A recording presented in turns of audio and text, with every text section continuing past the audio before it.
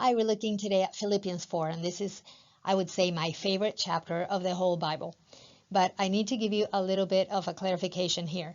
I recorded this one live on location from Philippi, and I was so excited about having just seen the prison where Paul and Silas were held in Philippi that I recorded the reflection, and in it I say that Paul wrote the letter to the Philippians from that very prison cell. Well, that really is not the case, and I know that to be the case.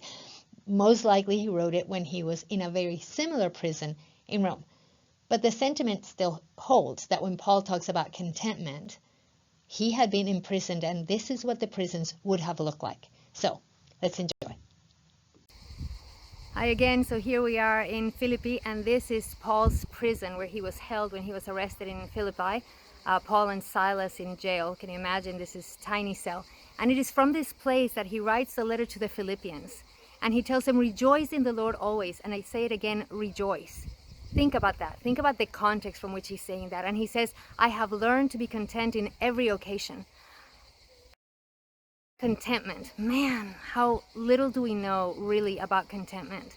Can you imagine being content, being in that situation? But Paul had learned to be independent of his circumstances. Because where he says, I can do all things in Christ who gives me strength, he wasn't talking about the fact that Christ is going to enable you to fulfill all your dreams and do all the things you want to do and lead a trouble-free life.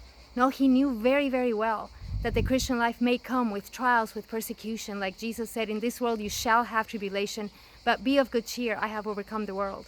So Paul, knowing that, he knew that his well-being, his contentment was not dependent on his circumstances. And it is from this prison cell right here, from that holding place, this hole in the wall, literally, right in front of the agora, right in front of the market, Paul is telling the Philippians, rejoice like I rejoice. Enjoy life like I'm enjoying life. Don't let your circumstances determine how you feel or what you see. But let Jesus be your strength. Let Jesus be the one who strengthens you. Let Jesus be the one who fills you with joy. Let Jesus be the one who gives your life meaning and purpose. So how about you?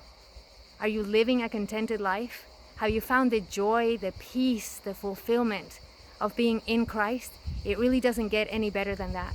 So that no matter if we are living at the height of comfort and pleasures in life or in a prison cell like Paul, in dire circumstances, we can be above our circumstances and we can rejoice in the Lord always. So I'll say it together with Paul, rejoice in the Lord always, and I say it again, rejoice. Bless you, friends. Bye-bye.